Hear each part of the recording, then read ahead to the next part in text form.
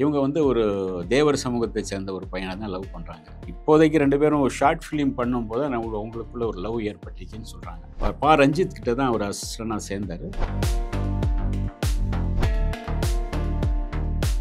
அநேகமாக இந்த திருமணத்துக்கு ராகுல் காந்தி வருவார். அது போனால் ரஞ்சித் சேர்ந்த ரஞ்சித்தும் வருவார். கொஞ்சம் ஒரு சினிமா அரசியல் கலந்த ஒரு திருமணமாக இது இருக்கும். ரசிகன் எப்படி பார்க்குறான்னா, கல்யாணத்துக்கு முன்ன வரைக்கும் பார்க்குற ரசிகன்லாம் மேகாவை லவ் பண்ணுவான். ஹீரோயின் கல்யாணம் ஆன பிறகு மறுபடியும் வந்தால் அம்மாவா, அக்காவா, தங்கச்சியாக தான்.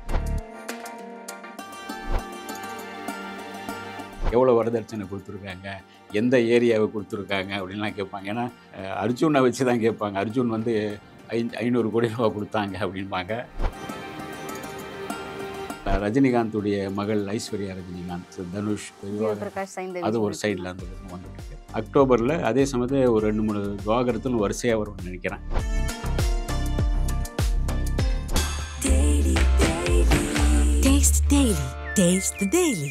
வணக்கம் சார். வணக்கம், சொல்லுங்கம்மா. இப்ப இருக்கக்கூடிய இளைஞர்களுக்கு பேரிடி அப்படின்னா நடிகை மேகா ஆகாஷ் அவங்களுக்கு வந்து நிச்சயதார்த்தம் முடிஞ்சிருச்சு அப்படிங்கிறது தான். இப்போ அதுக்கப்புறம் உங்களுக்கு ஃபியூச்சர்ல கல்யாணம் ஆக போகுது இல்லையா, அதை பத்தி எங்களுக்கு சொல்லுங்க சார். மேகா ஆகாஷ் இப்போ கூட சமீபத்தில் ஒரு நிறைய படங்களை பண்ணியிருந்தாங்க.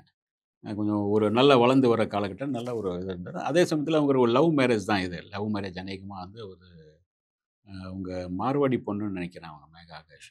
இவங்க வந்து ஒரு தேவர் சமூகத்தை சேர்ந்த ஒரு பையனை தான் லவ் பண்ணுறாங்க. சாய் விஷ்ணு அப்படின்னு சொல்லும்போது அந்த பேர் கேட்கும்போது ஏதோ ஒரு பிராமின் பேர் மாதிரி இருக்கும் அப்படின்னு நாம நினச்சேன். அதுக்கு பிறகு யாருன்னு பார்த்தா, அந்த சாய் விஷ்ணு யாருன்னு பார்த்தா திருநாவுக்கரசு. அறந்தை தொகுதியில் வந்து அவர் போனால் அவரே அவர் நின்றாலே சாதாரணமாக ஜெயிச்சிருவார் அப்படிங்கிற மாதிரி அந்த அளவுக்கு ஒரு செல்வாக்குள்ள அரசியல்வாதி அவர். அந்த அந்த பெல்ட்டில் பார்த்தீங்கன்னா ஃபுல்லாக உங்களுக்கு வந்து அவருக்கு மிகப்பெரிய செல்வாக்குள்ளவர். எம்ஜிஆர் மூலமாக அரசியலுக்கு வந்தவர் அவர். அவருடைய அப்பா திருநாவுக்கரசு. எம்ஜிஆர் மேலே மிகப்பெரிய மரியாதை. எம்ஜிஆருக்கு பிறகு ஜெயலலிதா அம்மாவை வந்து சப்போர்ட்டாக இருந்து ஜெயலலிதா அம்மாவுடைய மிக ஒரு லெஃப்ட் வலது கை மாதிரி இருந்து அவங்க கூட அவர் அரசியலுக்கு வந்து அதுக்கு பிறகு ஒரு கட்டத்தில் வந்து அங்கேருந்து வந்து காங்கிரஸ் போகிறார். காங்கிரஸ் பிறகு பிஜேபி போகிறார். மறுபடியும் காங்கிரஸ் வந்துட்டு இப்போ காங்கிரஸில் இருக்கார். இதெல்லாம் அரசியல்வாதிகளுக்கு சாதாரண விஷயம். அதே மாதிரி இவர் வந்து அவங்களுடைய பையன் வந்து 2வது பையன் இவர் விஷ்ணு, சாய் விஷ்ணு. இவர் வந்து நியூயார்க்கில் போயிட்டு தான் அந்த திரைப்பட கல்லூரி சம்மந்தமாக படிச்சிருக்காரு. டைரக்டர் ஆகணுங்கிற ஆசை தான் அவருக்கு இருந்திருக்கு. ஒரு ஹீரோவாக நடிக்கணுங்கிற ஆசை இருந்தால் அவங்க அப்பா ஏற்கனவே அவங்க அப்பாவும் நடிச்சிருக்காரு. திருநாவுக்கரசு வந்து 2-3 படங்களில் நடிச்சிருக்காரு. ஹீரோவாக ஒரு படத்தில் நடிச்சிருக்காரு. இன்னும் சில படங்கள் நடிச்சிருக்காரு அவங்க அப்பா. சரி, அப்பாவுடைய ஜீனில் இருக்கிற சினிமா இருக்கும் இல்லையா, பையனுக்கும் இருக்கும் இல்லையா, அதனால் அவரும் வந்து சினிமாவுக்குள்ளே வரணும்னு நினச்சிருக்காரு. மூத்த பையன் வரல அதில். இவர் வந்து சினிமாவுக்குள்ளே வரும்னு நினைக்கும்போது அதுக்காக முறைப்படிப்பு இந்த தொழிலை கற்றுக்கணும் தான் நியூயார்க்கில் போய் கற்றுக்கிட்டாரு. ரஞ்சித் கிட்ட தான் அவர் அசிஸ்டண்டாக சேர்ந்தார். ரஞ்சித் சேர்ந்து உங்களுக்கு கபாலி, காலா, அப்புறம் வந்து இப்போது இது வரைக்கும் ஒர்க் பண்ணிகிட்ருக்காரு. ஏன்னா ஒரு வருங்காலத்தில் ஒரு டைரக்டர் ஆகக்கூடிய சூழ்நிலை இருக்குது. ஏன்னா அவங்க அப்பா வழியிலும் ஒரு நல்ல செல்வாக்கான குடும்பம், அப்பாவும் நல்ல செல்வாக்கான நல்ல செல்வம் உள்ள குடும்பம். அதே மாதிரி இவர்கிட்ட ஒரு ரஞ்சித்தே வந்து தன்னுடைய அசிஸ்டன்ட்ஸ் நல்ல கதை சொன்னாங்கன்னா உடனே டைரக்டர் பண்ண அனுமதி கொடுத்துருவார். அந்த அளவுக்கு அவங்களுக்கு வந்து அவரே வந்து தயாரிப்பாளராக மாறிடுவார். அந்த அளவுக்கு வருங்காலத்தில் அவரும் தயாரிப்பாளர் ஆகக்கூடிய டைரக்டர் ஆகக்கூடிய சூழ்நிலை இப்போ இருக்குது. இப்போதைக்கு 2 பேரும் ஒரு ஷார்ட் ஃபிலிம் பண்ணும்போது அவங்களுக்குள்ள ஒரு லவ் ஏற்பட்டுச்சுன்னு சொல்கிறாங்க. இந்த காதலை வந்து அவர் அப்படியே மூடி மறைக்காமல் போய் அப்பா அம்மா கிட்ட சொல்லும்போது அவங்களும் ஓகேன்னு சொல்லிட்டாங்க. உடனே 2 வீட்டாரும் சம்மதித்த பிறகு தான் இவங்க வந்து செப்டம்பர் 14 நினைக்கிறேன். அன்றைக்கி வந்து ஒரு இந்த ரிசப்ஷன், அதுக்கு பிறகு கல்யாணம். இப்போ முதல் முறையாக போயிட்டு ரஜினி சாருக்கு பத்திரிக்கை வச்சுருக்காங்க. ஏன்னா ரஜினி சார் மேலே ஒரு காலா கபாலி பண்ணும்போது அவருடைய பார்த்துருப்பார் இல்லையா, இந்த பையன் யார், இந்த பையன் நல்லா ஒர்க் பண்ணிகிட்ருக்காரு. ஒரு அசிஸ்டன்ட் டைரக்டர்கள் பார்க்கும்போது ஹீரோக்கள் கணிச்சிருவாங்க, இவன் ஃப்யூச்சரில் நல்லா வருவான், இவன் ஒரு நல்ல சுறுசுறுப்பாக ஒர்க் பண்ணுறானே, நல்ல சீன் சொல்கிறானே, நல்ல டைலாக்லாம் சொல்கிறானே அப்படின்னு கணிப்பாங்க. ஏன்னா இதுக்கு உதாரணமாக நீங்கள் பார்த்தா இவர் எஸ்ஜே சூர்யா ஆசை படத்தில் அவர் பரபரப்பாக இயங்கிட்டு சொன்னதை பார்த்து தான் அஜித் வந்து உங்கள்கிட்ட ஏதாச்சும் கதை இருந்தால் சொல்லுன்னு கூப்பிட்டு சொல்லி தான் அதுக்கு பிறகு வாலியின் மூலமாக வர்றாரு. இந்த மாதிரி அவங்க ஜட்ஜ் பண்ணிடுவாங்க. அந்த அளவுக்கு ரஜினி சாருடைய பாராட்டெலாம் பெற்றிருக்காரு அந்த பையன். அதனால் வந்து அவருக்கு போய் முதல் பத்திரிக்கை அவர் தான் வச்சுருக்காங்க. வச்சுட்டு அப்புறம் சிஎம்க்கும் வச்சுருப்பாங்கன்னு நினைக்கிறேன், வச்சுருக்கலாம். அப்புறம் உங்களுக்கு இவர் டெல்லியில் போயிட்டு ராகுல் காந்தி அந்த கட்சியில இருக்கிற ராகுல் காந்தி, சோனியா அம்மா இவங்களுக்கெல்லாம் வச்சுருக்காங்க. அநேகமா இந்த திருமணத்துக்கு ராகுல் காந்தி வருவார். அவருடைய ஏன்னா அவர் கட்சியை சார்ந்தவர். ஒரு முக்கியமான முன்னாள் தலைவர் இவரு காங்கிரஸ்ல வந்து முன்னாள் மாநில தலைவரா இருந்தவர். அதனால ஒரு முக்கியமான இப்போ எம்பியா இல்ல. ஆனாலும் கூட அவர் பையன் தான் எம்பியா இருக்காரு. அதனால அந்த முக்கியமான ஒரு காங்கிரஸ் கட்சியை சேர்ந்தவர்கள கண்டிப்பா ராகுல் காந்தி வரலாம், சோனியா அம்மா வருவாங்க, பிரியங்காவும் வரலாம். அதே மாரி இங்க அரசியல் கட்சியை சேர்ந்த ஒரு குடும்பத்துடைய கல்யாணமா இது இருக்கும். ம். சினிமா, அரசியல். ம். அதுபோல ரஞ்சித் சேர்ந்த ரஞ்சித்தும் வருவார். ரஞ்சித்துடைய குரு தானே. அதனால ரஞ்சித் சேர்ந்து ஒரு ஒர்க் பண்ண நடிகர், நடிகைகள்லாம் வருவாங்க. கொஞ்சம் ஒரு சினிமா, அரசியல் கலந்த ஒரு திருமணமா இது இருக்கும். அதே சமயத்தில ஒரு நல்ல பரபரப்பா பேசப்படக்கூடிய ஒரு ம். நல்ல சூழல் உருவாகும். ஆனா, இதில வந்து நீங்க எதிர்பார்க்குற மாரி என்ன வரதட்சணைலாம் குடுத்துருக்காங்க? இப்போ எல்லோரும் அந்த கேள்வி தான் கேட்பாங்க. ம். எவ்வளோ வரதட்சணை குடுத்துருக்காங்க? எந்த ஏரியாவ குடுத்துருக்காங்க? அப்படின்லாம் கேட்பாங்க. ஏன்னா, அர்ஜுன வச்சு தான் கேட்பாங்க. அர்ஜுன் வந்து ரூ. 500,00,00,000 குடுத்தாங்க அப்படிம்பாங்க. Napoleon sir. அவர் நெப்போலியன் சான்றவர் வந்து அவரு வரதட்சணை இது பண்ணல. ஏன்னா, அவங்க ஜாதிய சேர்ந்த பொண்ணு தான் அது. அவங்க அவங்க என்னன்னா, அவங்க பையனுக்கு வந்து அந்த ஒரு எந்திரிச்சு நிக்க தசை முடியாது. அவரு என்னன்னா, அந்த பையனுக்குன்னு ஒரு இது இருக்கு. அவங்களுக்குன்னு ஒரு சொத்து எக்கச்சக்கமா இருக்கு. ஒரு 1000 பேர் அந்த பையனுடைய தலைமையில வந்து ஒர்க் பண்றாங்க. அவர் உட்கார்ந்த இடத்திலேயே உங்களுக்கு ஒர்க் பண்ணிட்டு இது பண்ணிட்டு இருக்காரு. உட்கார்ந்த இடத்திலேயே ஒரு லேப்டாப்லயே உங்களுக்கு யார் என்னென்ன பண்ணணுங்கிறத பண்ணிட்டு இருக்காரு. அந்த அளவுக்கு ஒரு இது உள்ளது. அவர் என்னன்னா, தன்னுடைய மகன பார்த்துக்க ஒரு பெண் வேணும்.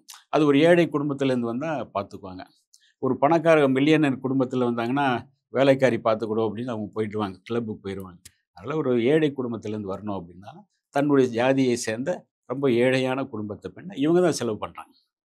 இவங்க தான் கல்யாண செலவுலாம் பண்றாங்க. இவங்க தான் வந்து ஃப்ளைட்ல இப்போ ஜப்பான் கூட்டிட்டு போயிட்டு இங்கேருந்து பொண்ணு வரும், அங்கேருந்து மாப்பிள்ளை வர மாரி தான் இப்போ பேச்சு வச்சிருக்காங்க. இத ஏற்கனவே நம்ம சொல்லி பேசியிருக்கோம். அதனால அந்த கல்யாணம் ஒண்ணு இருக்கு. இப்போ வரிசையா கல்யாணங்கள் இருக்கு. செப்டம்பர், அக்டோபர்ல அதே சமயத்துல ஒரு 2, 3 விவாகரத்தும் வரிசையா வரும்னு நெனைக்கிறேன். அது அது அது என்னது சார்? அத பத்தி கொஞ்சம் அதாவது அக்டோபர்ல வந்து உங்களுக்கு லதா ரஜினிகாந்துடைய மகள் ஐஸ்வர்யா ரஜினிகாந்த், தனுஷ் இவங்களுக்குள்ள ஒரு பிரிவு வர வேண்டியது. ஏன்னா அந்த அக்டோபர்ல தான் சொல்லியிருக்காங்க. அது அக்டோபர்ல அது வரும். அதேமாரி உங்களுக்கு ஜெயம் ரவியுடைய பிரச்சனை இந்த ஒரு ஒரு வாரத்தில, ஒரு மாசம், ஒரு வாரத்தில அதுவும் அந்த ஒரு பிரச்சனை என்னன்னு சந்தைக்கு ம். வெளிய வந்து, அது என்னென்ன பிரிய போறாங்களா, சேர போறாங்களா அது தெரியும். ம். ஒரு நல்ல விஷயங்கள் நடக்கும்போது இந்த மாரி சில விஷயங்களும் வரும். அதேமாரி பிரசாந்துக்கும் பொண்ணு பார்த்துட்டு இருக்காங்க இப்போ. ம். ஒரு குடும்ப பாங்கான பொண்ணா, நல்ல பெண்ணா தேடிக்கிட்டு இருக்காங்க பிரசாந்துக்கு. அநேகமா பிரசாந்துக்கு ஒரு செப்டம்பர், அக்டோபர்ல அவருக்கும் கல்யாணம் ஆகலாம். ஒரு இடத்துல இப்படி இதாகும்போது, இன்னொரு இடத்துல ஒரு நல்ல ம். விஷயங்கள் நடக்க ஐடியா இருக்கு. மேகா ஆகாஷ், சாய் விஷ்ணு இவங்களுடைய கல்யாணம் வந்து நிச்சயமா ஒரு நல்ல இதா நடக்கும். ஆனா வரதட்சணை விஷயத்துல வந்து அவங்க வந்து நல்லாவே சிறப்பா பண்ணுவாங்க. ஏன்னா, அந்த பொண்ணு வசதியான குடும்பத்த சேர்ந்த பொண்ணா தான் இருக்கு. இதுவரைக்கும் அவங்க சம்பாரிச்ச பணமெல்லாம் அவங்க வச்சிருக்காங்க. மிச்சமா வச்சிருப்பாங்க. இவரும் ஒரு வசதியான குடும்பத்த சேர்ந்தவர். ஒரு திருநாவுக்கரசு ஆரம்பத்திலேருந்து உங்களுக்கு கட்சிக்கு வர்ற ஆரம்பத்து காலத்திலேருந்து ஒரு வசதியான குடும்பத்து பையன். இப்போதும் அவர் நல்லா சம்பாரிச்சு ஒரு நல்ல அரசியல்வாதியா, ஒரு அரசியல் கட்சி தலைவரா, அவரு ம பிஜேபியில இருக்கும்போது தமிழ்நாடு பிஜேபி தலைவரா இருந்திருக்காரு. அப்புறம் காங்கிரஸ்ல இருக்கும்போது தமிழ்நாடு காங்கிரஸ் தலைவரா இருந்திருக்காரு. எம்பியா இருந்திருக்காரு. எம்எல்ஏவா இருந்திருக்காரு. ஒரு அமைச்சரா இருந்திருக்காரு. எம்ஜிஆருடைய ஆட்சியில அமைச்சரா இருந்திருக்காரு. ஜெயலலிதா அம்மாவுடைய ஆட்சியில அமைச்சரா இருந்திருக்காரு. ஆக அவரும் ஒரு நல்ல நல்ல செட்டில்ட் ஆன நல்ல குடும்பம், பெரிய குடும்பம். அதனால இவங்களுக்கு வந்து பண பிரச்சனை ஒண்ணுமே இருக்காது. நீங்க குடுக்கணும், வாங்கணும்னு இருக்காது. அவங்க உள்ளுக்குள்ள பையனுக்கு இவ்வளோ சொத்து, பொண்ணுக்கு இவ்வளோ சேர்த்து வச்சுருவோம்ன்னு அவங்க ஒதுக்கி வச்சுருவாங்க.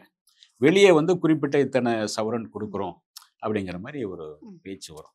அது கல்யாணம் அன்னைக்கு வரும். ம். நடிகை மேகா ஆகாஷ் அவங்கள பத்தி பேசணும்னா, அவங்க கரியர்ல வந்து ஒரு நல்ல இடத்துல தான் இருக்காங்க. இன்னும் கொஞ்ச நாள் அவங்க நடிச்சிட்டு இருந்திருக்கலாம் இல்லையா? அதெல்லாம் இல்லாம இப்ப அவங்க கல்யாணம் பண்றதுக்கான காரணம் என்னவா இருக்கும் சார்? இல்ல அதாவது ஒரு லவ் பண்ண ஆரம்பிச்சுட்டோம். நீங்க மறுபடியும் அத அப்படியே தள்ளிட்டு போனீங்க. சில நேரங்கள்ல பிரேக்கப் வரலாம். ஏதாச்சும் பிரச்சனை வரலாம். அல்லது இவர சார்ந்த வேற ஒரு ஹீரோ யாராவது ஓவர்டேக் பண்ணலாம். யாராவது ஒரு பொண்ணு ஓவர்டேக் பண்ணிட்டு போலாம். இதெல்லாம் வேண்டாம். இப்போ ஒரு நல்ல சூழல்ல இருக்கும்போது கல்யாணம் பண்ணிட்டா நல்லா இருக்கும். அப்படின்னு அவங்க விரும்புறாங்க. ஃபியூச்சர்ல இப்போ வந்து படங்கள் ஃபியூச்சர்ல சில படங்கள் பண்ணலாம். போதும் அப்படி ஏன்னா ஒரு பேர் எடுத்தாச்சு.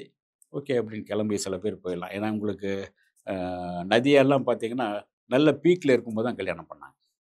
பீக்ல இருக்கும்போது கல்யாணம் பண்ணி அமெரிக்கா போய் செட்டில் ஆயிட்டாங்க. அதுக்கு பிறகு ஒரு 25 வருஷம் கழிச்சு தான் மறுபடியும் நடிக்க வந்தாங்க. அதனால வந்து சில பேர் வந்து மறுபடியும் வந்தா அம்மாவா, அக்காவா, தங்கச்சியா தான். பெரும்பாலும் தமிழ் சினிமாவ பொறுத்தவரைக்கும் ஒரு ஹீரோயின் கல்யாணம் ஆன பிறகு செகண்ட். ஏன்னா ஒரு ரசிகன் எப்படி பார்க்குறான்னா, கல்யாணத்துக்கு முன்ன வரைக்கும் பார்க்குற ரசிகன்லாம் மேகாவ லவ் பண்ணுவான்.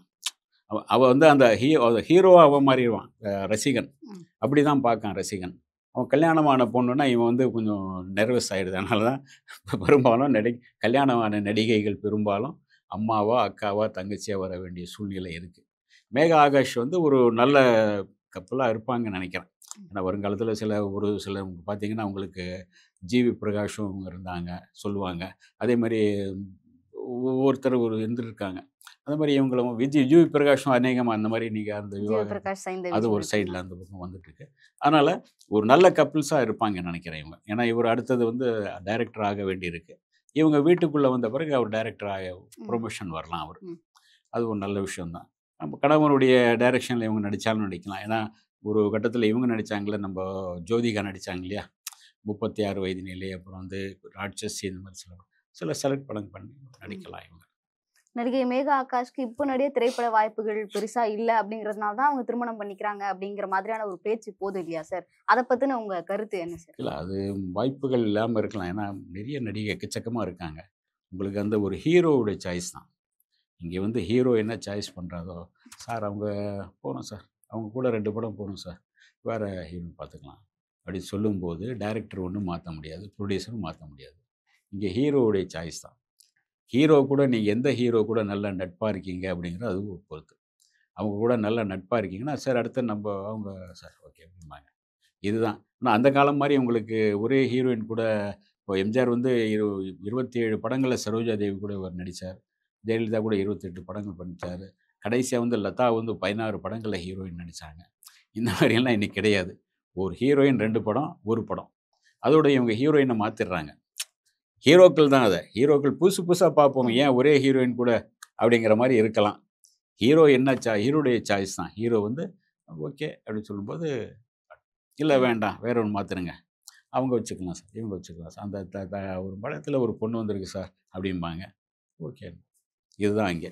அந்த நடிகை நல்ல திறமையான நடிகையா இருந்தாலும், நல்ல அழகான நடிகையா இருந்தாலும், இங்க ஹீரோவுடைய ரோலும் அங்க இருக்கு. ம். ஏன்னா சமீபத்தில அவங்களது எந்த படமும் அந்த அளவுக்கு பெருசா போல ஆமா. அப்படிங்கிறதுனால அவங்க இந்த முடிவு எடுக்கிற மாதிரியான பேச்சுகள் போகுது இல்லையா? இல்ல அதனால அந்த ஒரு கேட்டேங்க சார். பெருசா போல, இருந்தாலும் கூட ஒரு ஏதோ சமயத்துல உங்களுக்கு ஒரு வயசாக அதுக்குள்ள ஒரு ஒரு லைஃப் இது பண்ணிக்கணும் ஒரு இது இருக்கு இல்லையா? அதனால ஒரு இது பண்ணிக்கலாம். ம். ஒரு நல்ல முடிவு தான் எடுத்திருக்காங்க. நல்ல முடிவு. நல்ல குடும்பத்தில ஒரு போய் மருமகளா போறாங்க. அப்போ வந்து இவங்க பெருசா கவலைப்பட தேவையில்ல. ஒரு நல்ல லைஃப் அடுத்தது அமைய போகுது. அதுக்காக நாங்களும் வாழ்த்துவோம் நாம. ம். தொடர்ந்து எங்க கூட நீங்க நெறைய விஷயங்கள பகிர்ந்துக்கிட்டீங்க. உங்க நேரத்துக்கு ரொம்ப நன்றி சார். ரொம்ப நன்றி. Taste the Daily. Taste the Daily.